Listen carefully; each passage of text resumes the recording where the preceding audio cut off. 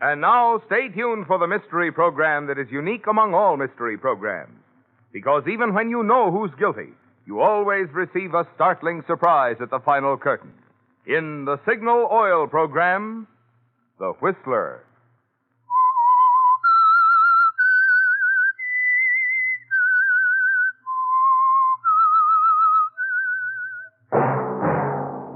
Signal, the famous Go Farther gasoline, invite you to sit back and enjoy another strange story by The Whistler.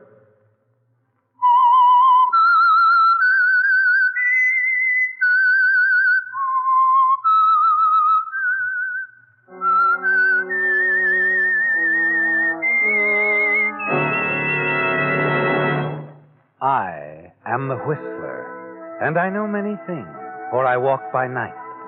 I know many strange tales hidden in the hearts of men and women who have stepped into the shadows. Yes, I know the nameless terrors of which they dare not speak. And now, for the Signal Oil Company, The Whistler's strange story, Murder in Mind.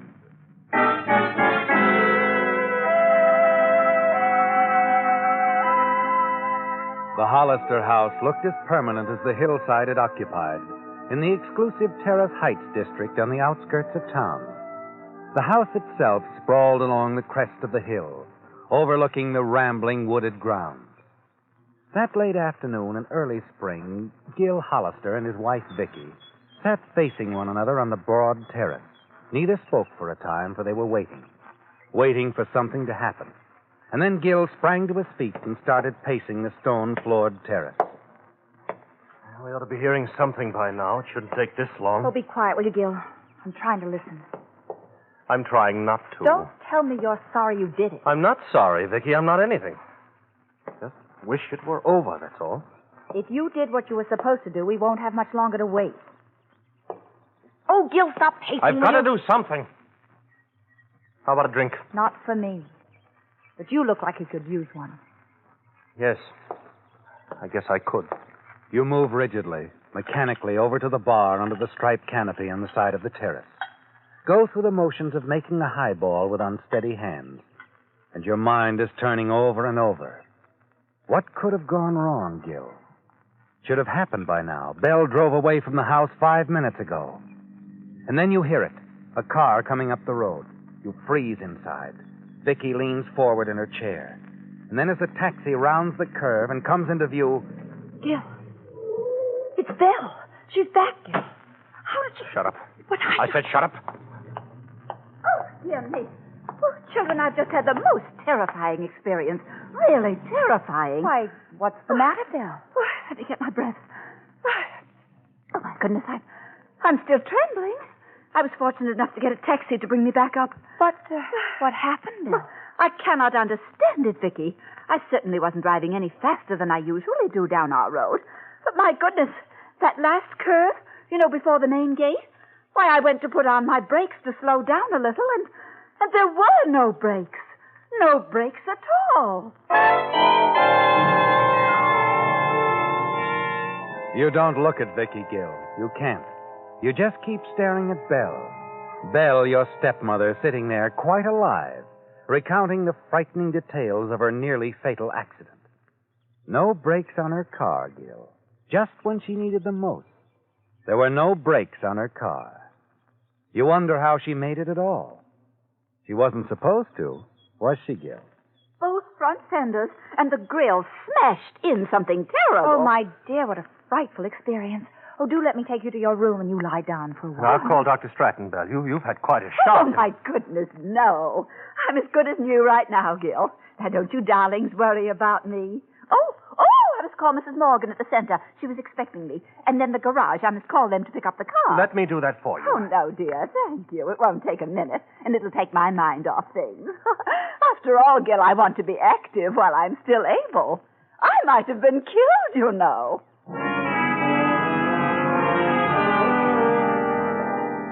Yes, Gill, she might have been killed. You watch her bounce happily into the house, smiling and humming. She seems glad to be alive after her near accident. You stand looking after her.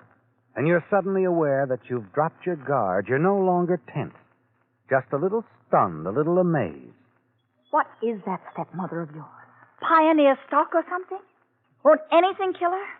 Nothing has so far. She won't drown. She won't trip down a flight of stairs. And she can drive a car without brakes around steep curves. Maybe she's charmed. Maybe she's supposed to go on living. On and on. Spending all your money so there'll be nothing left for you to inherit. Oh, well. She was Dad's wife. She's entitled to something. Yes, but she's taking everything. All we've got is an allowance. Well, I guess Dad never thought too much of the way I handle money. Maybe he thought it would last longer with her. If we wait for her to die a natural death, you won't even inherit her good health. Well, good Lord, Vicky, we've tried, haven't we? I've done everything you've suggested. What else can I do? I'm not sure yet. But I'll think of something. And this time it will work.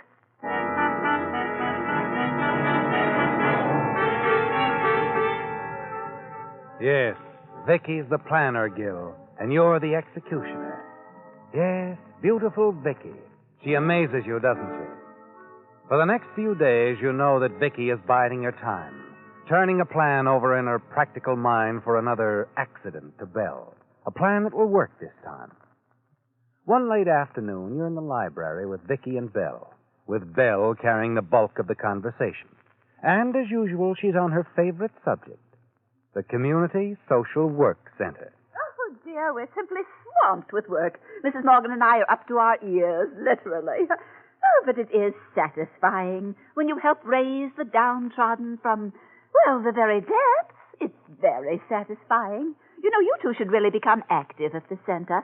Social work is stimulating, genuinely stimulating. Oh, yes, I'm sure it is.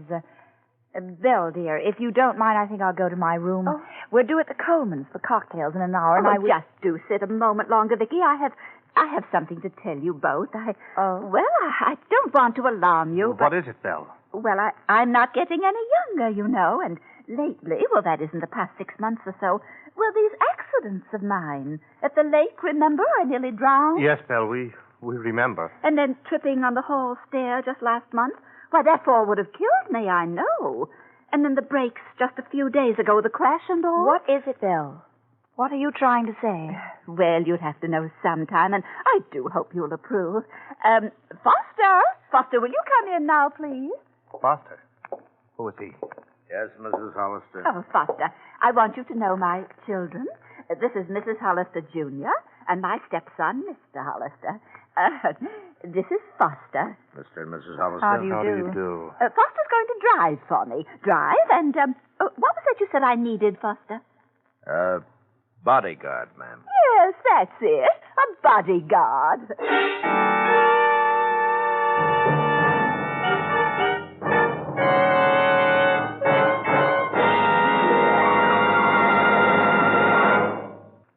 Coming May 1st. Coming May 1st. Yes, last Sunday I announced was the final Sunday that limericks would be used on the Whistler, because Signal Oil Company would soon be making news with something new, something big, something exciting. That's Coming May 1st. And that something new is a $10,000, yes, I said $10,000 contest for Signal gasoline, with 200 thrilling, valuable prizes. First prize is a Buick Super Riviera model, combining the swank of a convertible with the safety of a closed car. Second prize is an Apex complete automatic laundry with 3 work-saving units: Apex automatic washer, Apex automatic dryer, Apex sit-down ironer. And 198 other appealing prizes include Frigidaire's deluxe refrigerator with new electric range, plus 10 Packard Bell radios. These and dozens of other valuable prizes will be given in Signal's big $10,000 contest. Coming May 1st. Best of all, no purchases are required in these easy, fun-filled Signal contests. There are no box tops to send in, no tickets to save. So be sure to tune in the Whistler next Sunday for more details about this big, exciting $10,000 Signal gasoline contest coming May 1st.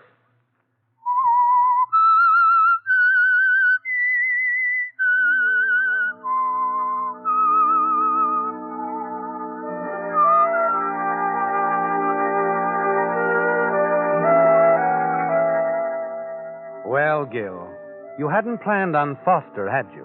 When you and your wife, Vicky, were planning those accidents to do away with your stepmother, Belle. It never occurred to you that Belle might hire a driver and bodyguard. And you wonder if she's just appeasing some troublesome little fears, or if she really knows that you and Vicky have been plotting to kill her. Later, as you and Vicky drive down the road to the main gate on your way to the Coleman's cocktail party. Well, has the shock of Foster worn off yet? I'm getting used to the idea.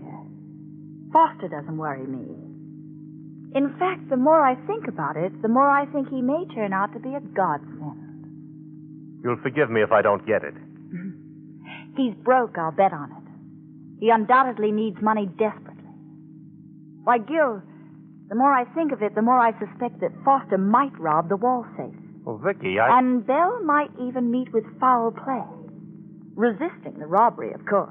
Oh, no. Well, what do you think about it? I don't know. I'll need a little more time to think. Not too long, darling. I'm going to do some checking on Foster tomorrow. And if I find what I expect to find, the Hallister estate is due to be robbed within a very few days.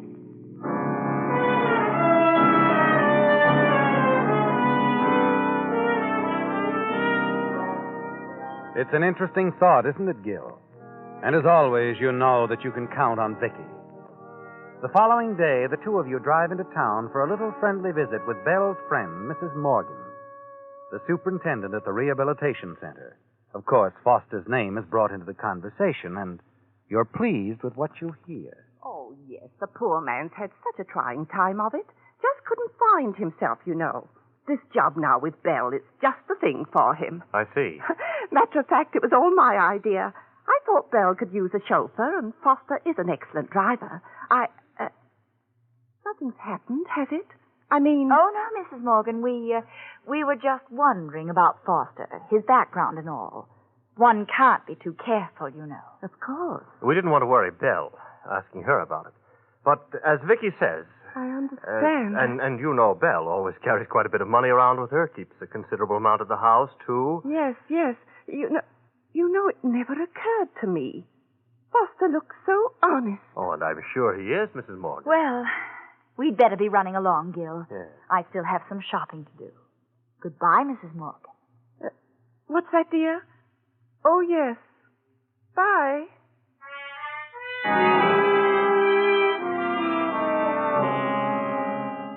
The stage is set, isn't it, Gill?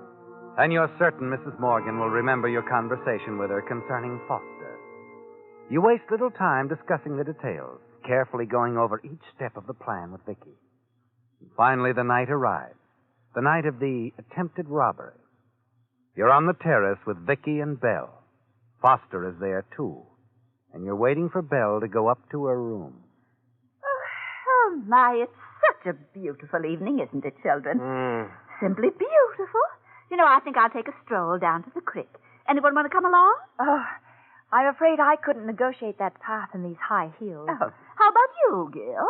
Feel like stretching your legs? Thanks, no. I'm nice and comfortable right where I am. You want me to come along, Mrs. Hallister? No, thank you, Foster. You stay here and keep the children company. I shan't be long, quarter of an hour or so. I'm only going down to the bridge.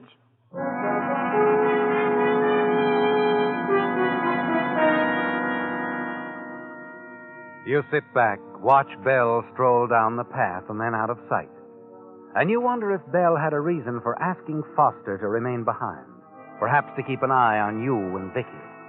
You wonder, too, if she suspects something, that somehow she senses something is going to happen tonight. Finally, you get to your feet, wander inside, and mix yourself a drink. A half hour goes by. Then an hour. Gill? She's been gone quite a long time. You suppose something could have happened, Mr. Hallister? What? She mentioned the bridge. That the one down by the gully? Yes. Yes, it is. Sort of old and rickety. I think I better get down there, take a look, huh? I'll go with you, Foster. Something could have happened at that.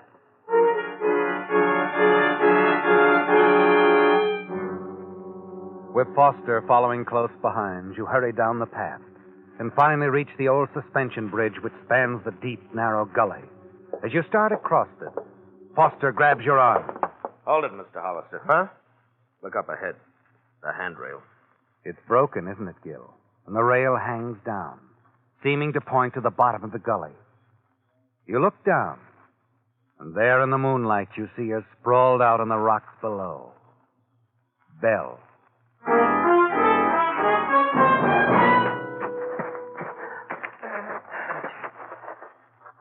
Well, she's dead, Mr. Hollister.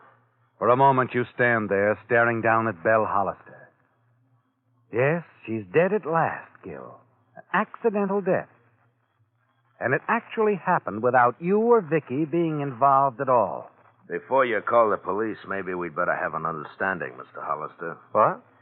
Well, what do you mean? Mrs. Hollister was pretty sure that you and your wife were trying to knock her off, make it look like an accident. What? Oh, that's preposterous. Is it? She told me about some of those accidents she had. I thought it'd be a good idea if she wrote all that down, put the whole story on paper, turn it over to me. Well, what? Yeah, just in case something happened to her that I couldn't prevent. Well, now, look, Foster. Belle was killed accidentally. Maybe I saw you push her off the bridge, Mr. Hollister. Maybe you what? Yeah, maybe I saw you, and then again, maybe I didn't. It all depends. Depends. On how much you're willing to pay. Let's go back to the house and talk this over, huh? I think your wife will want to be in on this.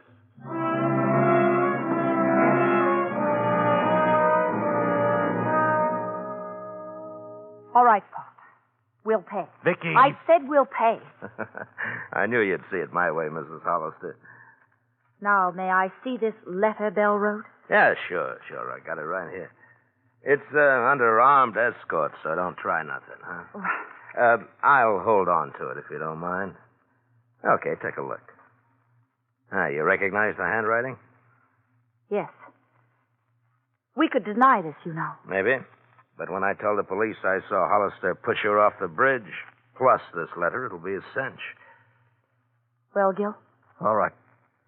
All right. 20 grand a night, then we'll break it down to weekly payments, huh? 10,000 a night. That's all we can get our hands on. Okay, I'm not greedy. Well, now that that's settled, you can call the cops. Oh, and Mr. Hollister. Yes? When you tell your story to the law, better leave me out of it, huh? When you found her, you were alone? Why? Well, if I'm not involved, I won't have to answer questions, tell lies. I'm sensitive that way. Call me when it's over. I'll be up in my room.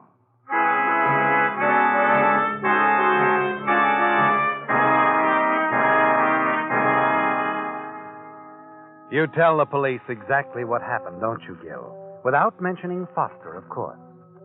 It's all over very quickly, and you breathe a sigh of relief when they leave, satisfied that Belle Hollister's death was purely accidental. And then later, when you're alone with Vicky... I tell you, it was a mistake agreeing to Foster's demand so quickly. What else could we have done? With that letter from Belle, the police would believe anything Foster told them. How can we trust him? We can't. But don't worry. He isn't going to get away with this. Oh? We let him stay on a few days. Then one night you find him trying to get into the safe and... The law's gone, I see. Yes, Foster. Yeah, that's fine.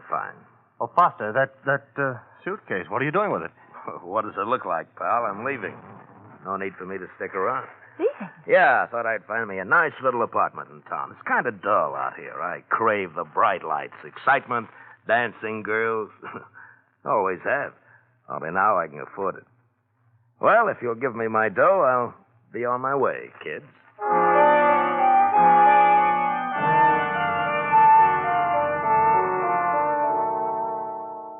The weeks pass, and regularly every Friday evening, when all the servants are out of the house, Foster reappears to make his collection. And you find that Belle's money, now yours, is dwindling away twice as fast now as it did when Belle was alive. Killing Foster won't solve your problem, will it? You know that you've got to get Belle's letter, too. It's important. And then finally one night an idea occurs to you. You tell Vicky about your plan, and she agrees. Early that Friday evening, when you're certain Foster is on his way to the estate, you pick up the phone and call the auto club in town. This is Mr. Foster, Ralph Foster, 327 Sherburne Drive. Yes, Mr. Foster? I was in your office a week ago asking for some travel Yes, literature.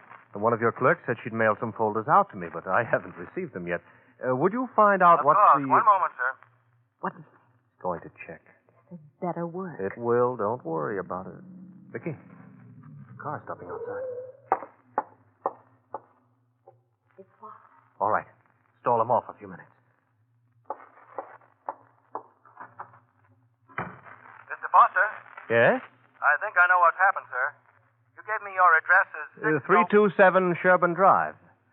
We have you listed at 601 Terrace Boulevard. 601 Terrace Boulevard. Oh, I see. My old address. I'm sorry, sir. No, my mistake. I should have notified you. Well, you'll send out the pamphlets? First thing in the morning. Oh, thank you. Thank you very much. Yes, we've been expecting you, Mr. Come on in, Foster. Hello, Hollister. You're early. Yeah, I gotta get back to town. Date.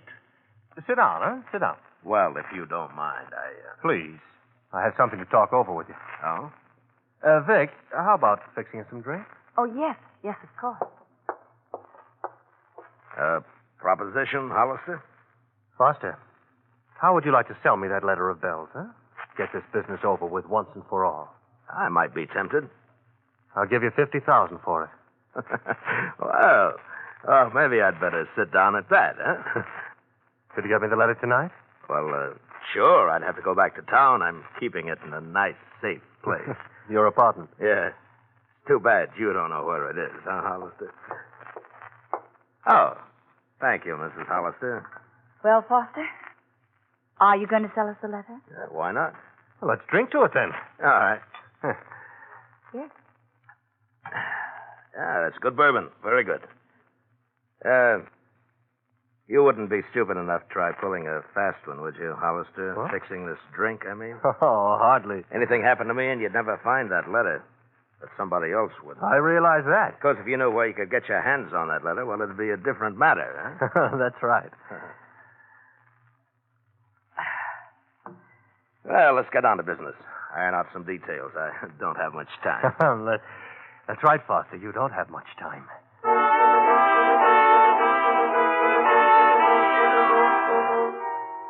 It's only a matter of minutes, isn't it, Gill? And the drink begins to show its effect. Foster leans forward in his chair, peering at you, hardly able to keep his eyes open. And then he begins to clutch at his throat. Hey, what's going on? The drink, you did fix it. That's right, Foster. You'll be dead in another few minutes. No. No, you wouldn't. The letter, you don't know Oh, where... well, we do know where it is, Foster. Your apartment, 601 Terrace Boulevard. How did you Remember the last time you were here, Foster? You took great delight telling me how you were spending my money. Nightclubs, a new car, a little side trip. You even joined the auto club.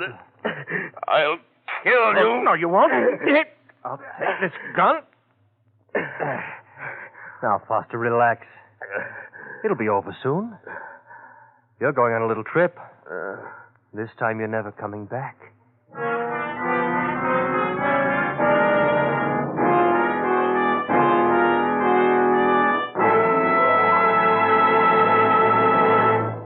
With 200 valuable prizes to be given, there was scarcely room in my first announcement to mention even a fraction of the wonderful things you can win in Signal's thrilling $10,000 contest. Coming May 1st. For instance, there'll be 6 Packard Bell television sets with latest type black picture tube, plus distinctive Packard Bell picture mask for photogenic television enjoyment. And the superb 12.5 and 16-inch console models feature Packard Bell's unique concealed casters, so you can move your television set with mere fingertip touch to most convenient viewing angle. Ah, but this is only the beginning of the wonderful prizes in Signal's big $10,000 contest. Coming May 1st. There's O'Keefe and Merritt's finest gas range with vanishing shelf and grill-evator broiler. Also, 5 solid gold case wristwatches by Helbros with 17 jewel movement.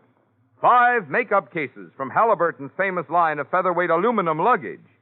10 Westinghouse vacuum cleaners, plus 50 Westinghouse pop-up toasters. And you can be sure if it's Westinghouse. Yes, these and dozens of other valuable awards mean you simply can't afford to miss the new Signal Gasoline Contest. Coming May 1st. So be sure to listen next Sunday when I'll have more details about Signal's big, exciting $10,000 contest coming May 1st.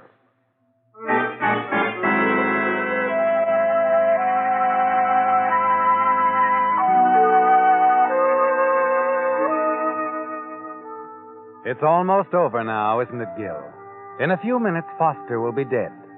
Then you'll get rid of his body, and using his key, you'll let yourself into his apartment in town, find the letter, and destroy it. You glance over at Vicky. She's smiling as she looks down on Foster. He's still alive, isn't he? But you're not going to delay another moment. With Vicky's help, you get him on his feet, half carry and drag him down the hall. And then as Vicky opens the door... Hello? What? Who are you? Lieutenant Thompson, Police Department. I was just about to ring when you... Well, who's this? Foster. Ralph Foster. What's the matter with him? He's sick. Let's have a look at him. Sergeant. Right, Lieutenant? Lieutenant, poison. They poisoned me. What? Who, Foster? Who poisoned you? Hallister, his wife. Sergeant, you better call an ambulance. Yes, sir. No, wait a minute. Never mind. Wouldn't do any good. Well, Mr. Hallister? Lieutenant, I don't know what he's talking about. Don't you? Funny. And we're here to protect you from him. What do you mean? We've been checking up on Foster here ever since Mrs. Morgan down at the center told us about him. Mrs. Morgan? Seems she recommended him for a job with you folks a while back. Yes, that's right. Then Mrs. Morgan got to thinking maybe she'd made a mistake. Told us about it. We looked into the matter. Found that Foster here was wanted back east on a forgery charge. He was? Here's a sample of his work. We've already checked it. It's a letter supposedly written by Mrs. Belle Hallister, saying that you and your wife here had tried to kill her. Why, that's ridiculous. When we found it in Foster's apartment, we figured he was up to something, and we came out here to warn you. Wait a minute. That letter, you mean Belle didn't write it? No. This letter is an out-and-out forgery. Forgery? Yes. And it apparently had you fooled. But there's no fooling about your killing Foster.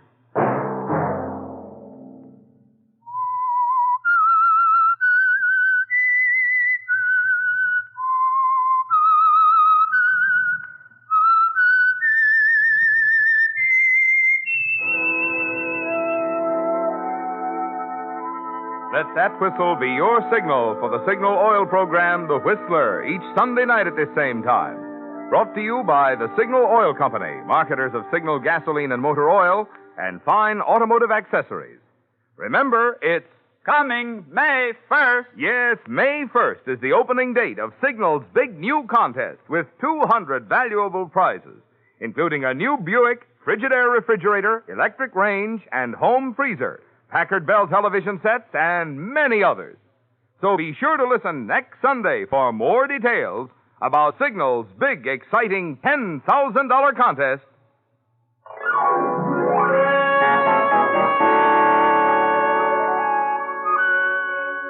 Featured in tonight's story were Bill Foreman, Larry Dobkin, Francis Robinson, Eleanor Audley, and Bill Conrad. The Whistler was produced and directed by George W. Allen, with story by Dick Anderson, music by Wilbur Hatch, and was transmitted to our troops overseas by the Armed Forces Radio Service. The Whistler is entirely fictional, and all characters portrayed on The Whistler are also fictional. Any similarity of names or resemblance to persons living or dead is purely coincidental. Remember, at this same time next Sunday, another strange tale by The Whistler. Marvin Miller speaking for the Signal Oil Company. This is CBS, the Columbia Broadcasting System.